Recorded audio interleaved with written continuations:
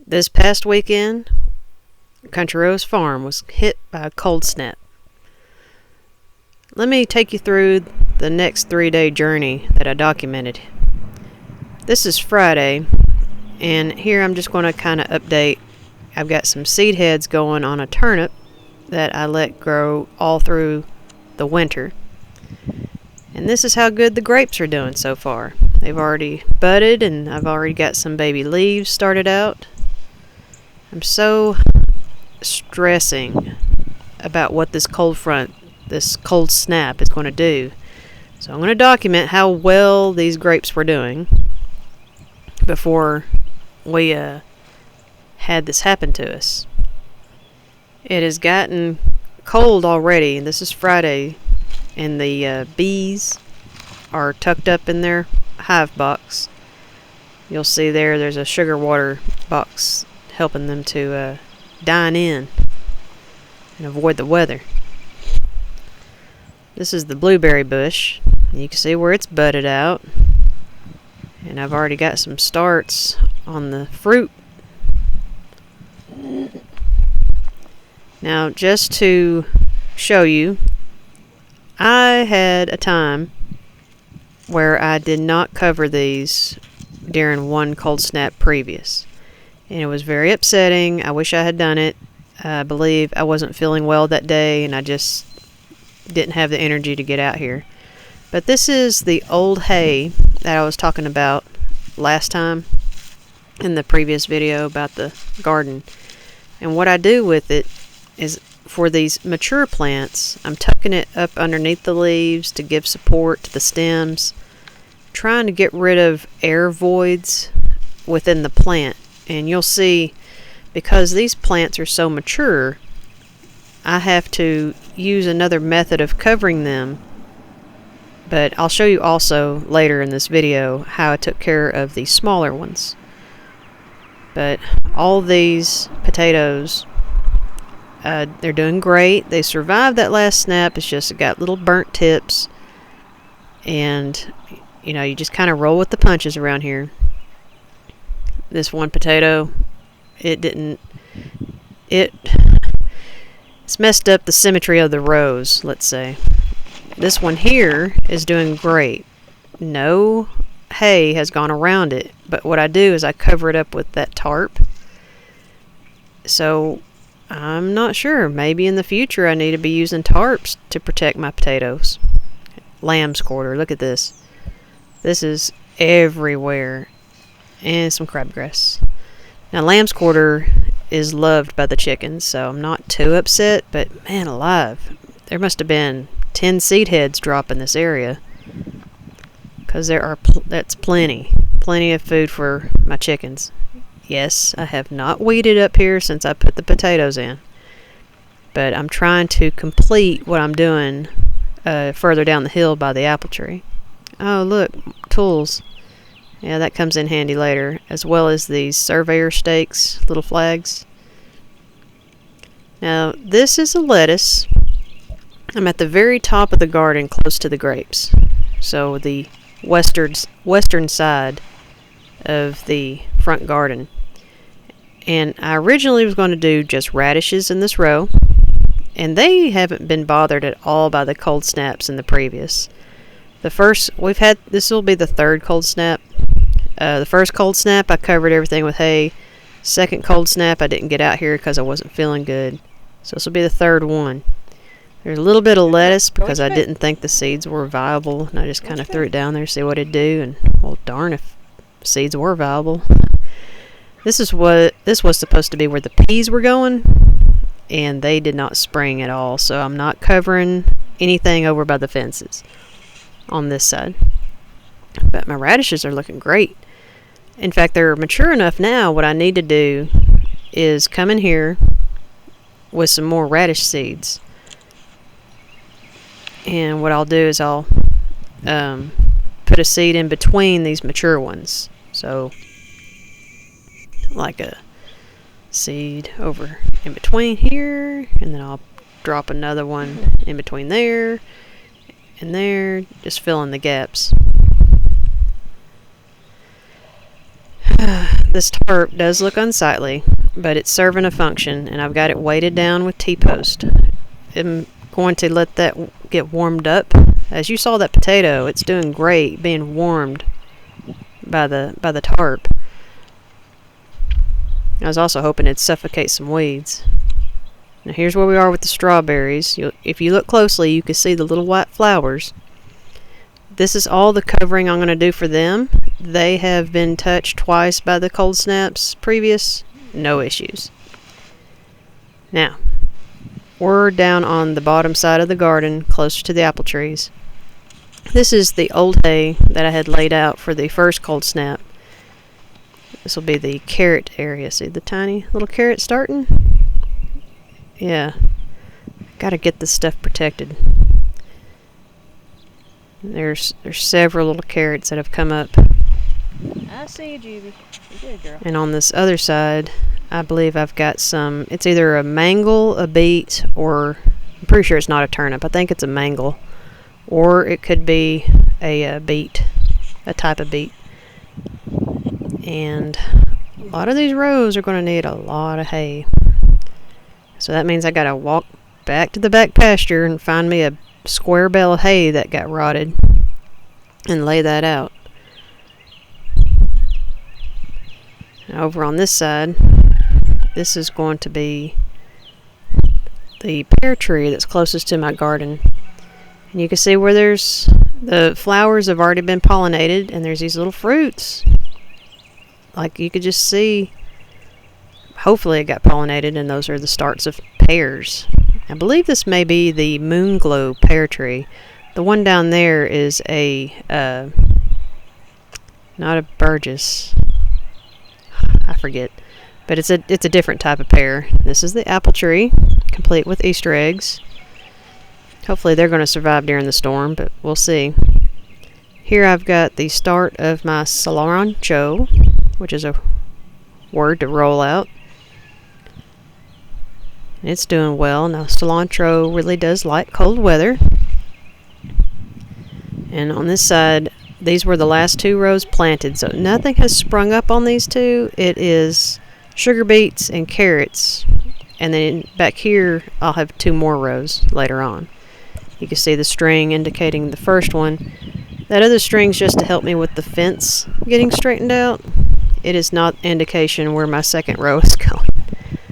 But I was hoping to work on finishing weeding this portion of the garden. You see my tools, my knee pad, and then the darn cold front comes through here. Sigh. So, just got to work with what you got. That's what makes it interesting, is all the variation in the weather. And it's hard to tell on this one, but these just sprung up. These are more sugar beets. I got these out earlier than the previous row, and they're coming up. Everything's tender, vulnerable, and will need a lot of protection.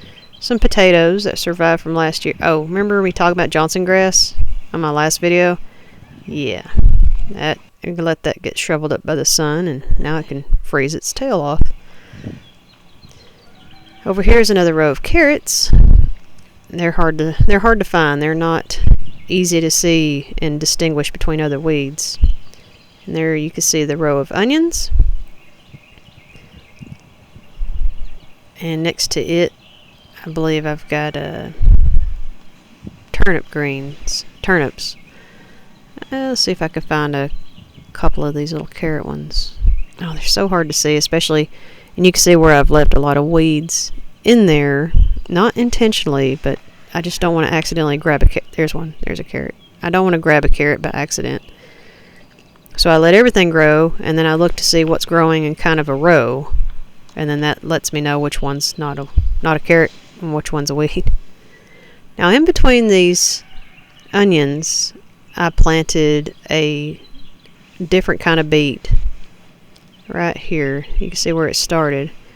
However, remember, if you watched the previous video, and I suggest you go watch it, but I go in more detail about how there was an attack of the chickens. The chickens flew in here and started scratching around, and you know, they were just doing their chicken job, but it was in the wrong place.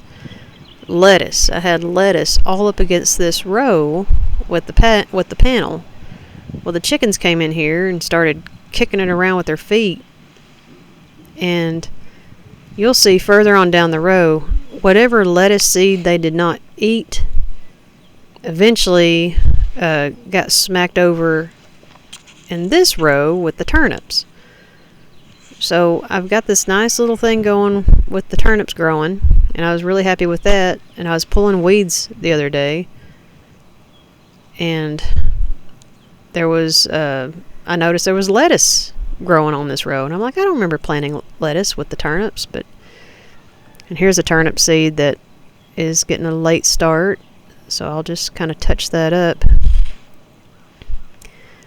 But of course now, it's during this time that I thought for sure I might have been feeling a couple of raindrops.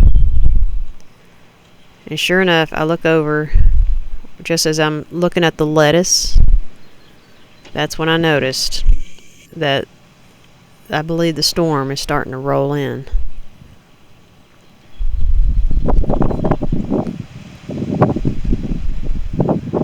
So sure enough, I thought, oh no, I better hurry up and get this stuff covered, because once the rain comes down, it makes spending time in the garden quite nasty and soggy and uncomfortable.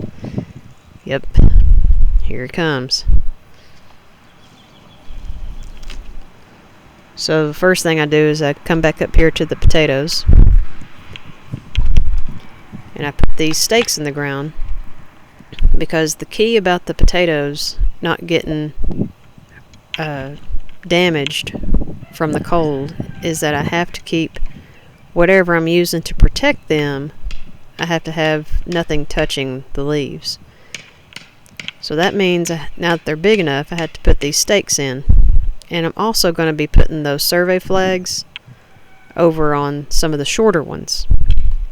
And you're going to see later on in the video that I'm very glad that I took these precautions.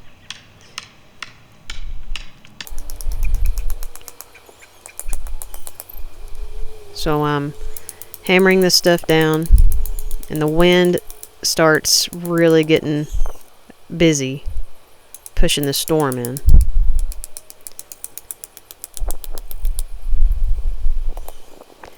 I would have liked to have kept some audio for the footage, but all you would have heard was wind going over the microphone on the camera. This is a type of nursery cloth, specifically made for frost damage and like a low tunnel. I think some people call it a low tunnel or a cold frame bed. And it has some pretty good thermal qualities. However, in my experience, is once it's got some age on it or it's become a little bit soiled, it puts on some weight, and I don't know.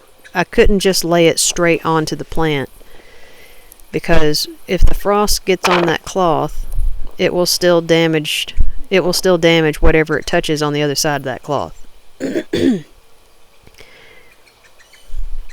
And I'm having to use some bricks and rocks and even some stakes to help hold this thing down before I properly tuck all the corners.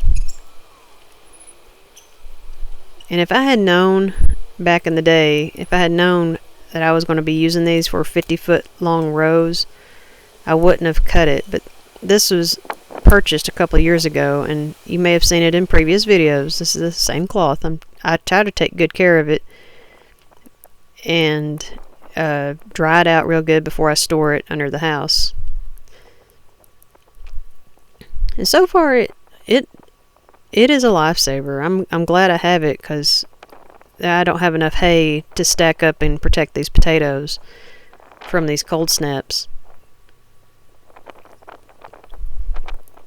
Anyone out there that's interested in extending their growing season, I highly recommend getting this kind of fabric. And just note, you want there to be plenty of space between the top of your plant and wherever this cloth is going to be during a storm. And that includes if it has snow on it, if it's rainy, if the cloth is wet, and just be prepared.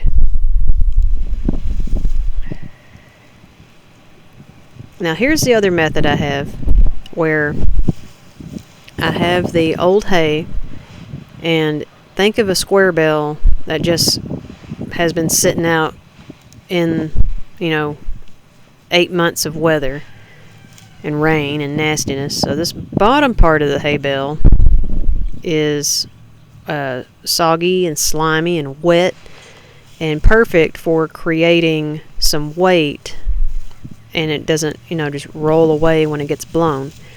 And the top of the bale is lighter and sun-baked and crispy, and I put the lighter weight stuff on top of the plant so as not to crush or damage the tender leaves. Just like that. So in the background you can see where I've already got 2 rows completed. And this is like a flake of hay. I just split it up as best I can and distribute it through the garden where I'm going to be working. And guys, you can't maybe tell in this video, but it's getting kind of cold. I've got my snow boots on, I've got my winter hat, and my work Carhartt on. Actually, I think it's a Walls, it's not even a Carhartt. But I've had this coat at least 10 years, and it's still put together, so I can't complain. But what I'm doing in this video is just making that same little nest around the tender plants, and I'm glad I did, as you'll see further down into the video. But it takes a while, and all this, you'll see where I'm alternating between bending over with straight legs and squatting down and bending over the work. So I got to keep alternating between those 2 positions, or it really hurts my back doing this process. And then sometimes if I'm feeling some of that pain in my back, I'll actually stand up and just go get some more hay flakes and get those distributed out in the garden. It's not that I have like the short attention span, it's just that I don't, after having done this for about 5 or 6 years, I kind of know the limitations of my body, and things are getting more limited as I age, so I pay attention. I pay attention to those little warning signs.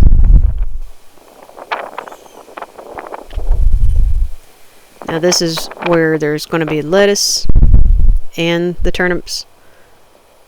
So I lose a little bit of the uniformity when it comes to the row here.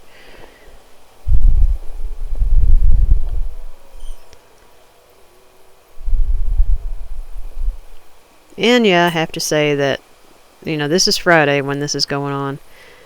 And Saturday, I was hurting a little bit, but nothing a bit of ibuprofen didn't help, so can't complain. I have fast forwarded a lot of this footage, and boy, if only I could work this fast in real life, I would get so much done. But gosh, that wind was it wasn't like too terribly cold, but it was coming so ferociously. It cut on you.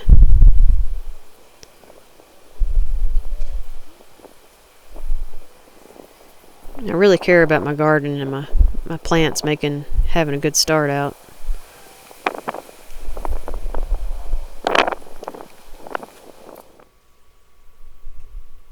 So this is what it looks like when I'm finished.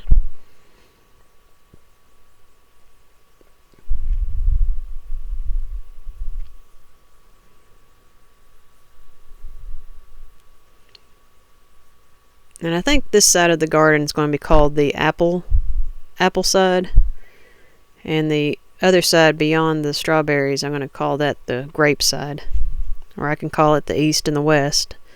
Comment below if y'all have a better suggestion. But by the end of the day, Friday, everything was just looking so beautiful. But come the next day, it was bam. It was a great change in the weather. Yes, I braved getting out there and getting sick so I can bring you this action shot of just what torture my garden was having to go through. Getting pelted by sleet. The winds had much more ferocity.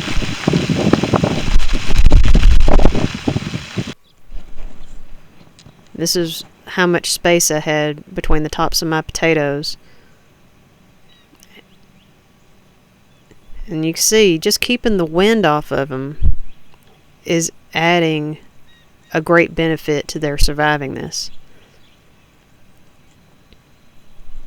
I'll have to make an update to show you just what happened and what they sustained in damage.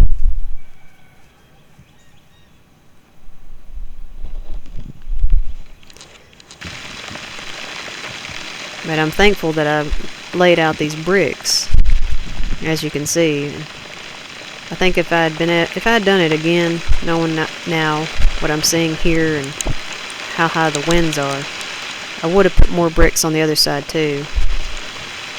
Because when the cloth is whipping around, I was kind of worried it might have been smacking up against the potatoes. But look at this accumulation so far.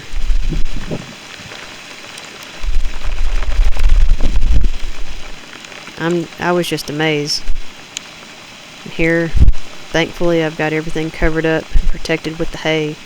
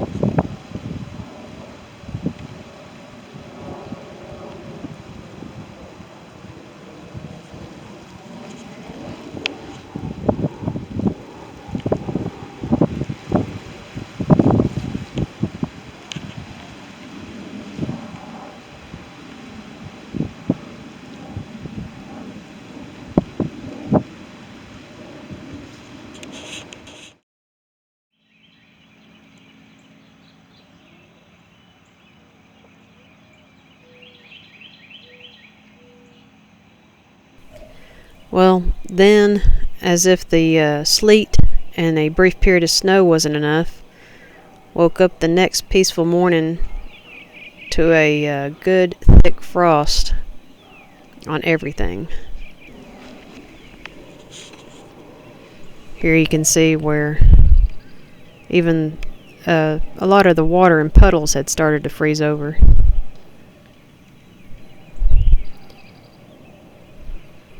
And this really just, it's upsetting, but it would have been even more upsetting if I hadn't taken all those precautions on Friday. Can you see it glistening on the cloth?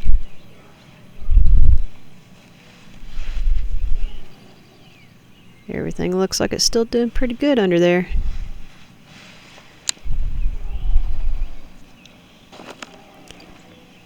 Go up here and check out the radishes. Now, the wind kind of helped to take some of the hay off of these radishes. I tried to cover them up, but they've survived 2 other snaps before. I'm not too worried about them. Their leaves made out of some good thick stuff. And the frost is pretty. I do appreciate how pretty it looks, but oh my goodness. I mean, if I really had to depend on this for survival, right? And I guess that's my precautionary tale is, you know, practice your survival stuff as like a regular routine, like a day-to-day. I mean, this is some thick, that would have been some damage right there on something tender. If you had put out some crops that were out for the summer, trying to extend like an early season, like squash or watermelon, it would have been gone. And it would have even burnt the potatoes. Look what it did to the pear. All the leaves, they've gotten stressed out. And the blooms, thankfully, had already fallen on the pear. But, you know, I look over towards, like, the apple trees. And a lot of those had just started to put their blooms on. And the leaves here are in the same effect as the pear tree. But we'll have to see how they spring back. Thankfully, this was a short frost period, even though it was kind of a harsh one. But it was insulated. So now what I've done here is I've tried to do a time-lapse footage. This is my first attempt at it. So it was 30 minutes of tape. And there's like the after picture after 30 minutes. And the film is actually sped up so that you could see like the shadows progressing. And I've watched this footage several times. And I was like, okay, I don't know how other YouTubers make it look so cool.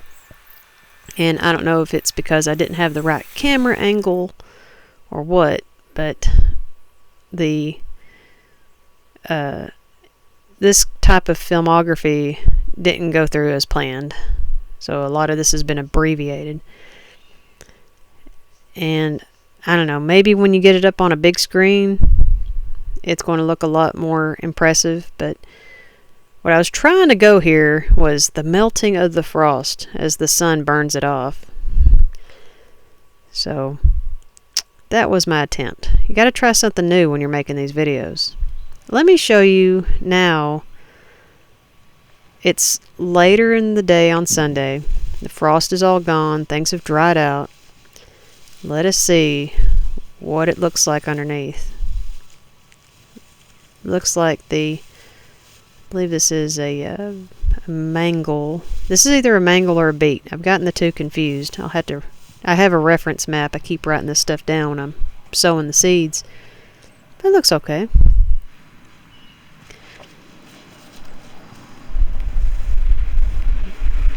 And of course, everything has to be unfurled.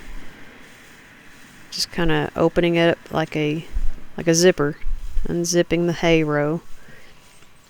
Because then, if anyone's ever left grass clippings on their lawn, you know what happens. You get the dead, like it kills off the grass that's underneath there. So I don't want that effect happening on. That'd be the worst thing, right? Like I put this hay on here to protect the seeds. And then if I had left it long enough, it would have then suffocated and killed the seeds. So things have to be timely. I can't think that I've ever done that, but I didn't want to take any chances. And it does make me feel so good that I did have the time and the opportunity to take the precautions. Like I wasn't out of town. I was watching the weather. My health was good. I felt good. And this is what it looks like when I've opened up all this old hay. Now, I have to be careful because the first time I did this and opened up the hay, it tempted the chickens like crazy. They thought, oh man, I bet there's plenty of bugs and stuff hiding under that hay. And don't think that Limpus is innocent. She gets in here too. Like I said, she can fly. And I'm just so pleased. I'm tickled pink.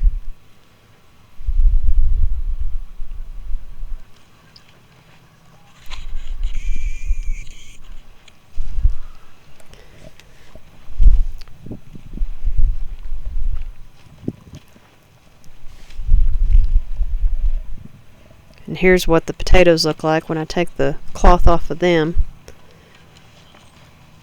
and letting the sun hit them. And I've gone through here and kind of opened up some of the hay on them a little bit, but there's more to do. I just kind of knocked off the upper crust of the hay.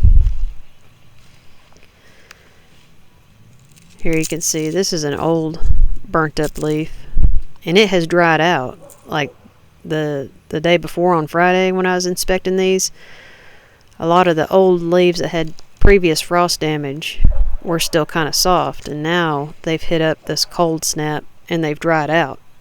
We didn't get a lot of precipitation with this storm, probably just a 1/4 inch. So thankfully there's more rain coming, because I'm going to need it. Lettuce did well, and the radishes act like they're very much uninjured. So I'm happy about that as well. A lot of blessings and a lot of things to be thankful for.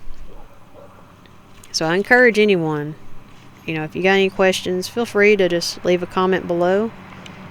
And thank you so much for watching my videos about this garden. I hope it helps somebody. So stay tuned, everybody, and I'll try to get a nice timely update, and we'll see if there was any ramifications on the grapes.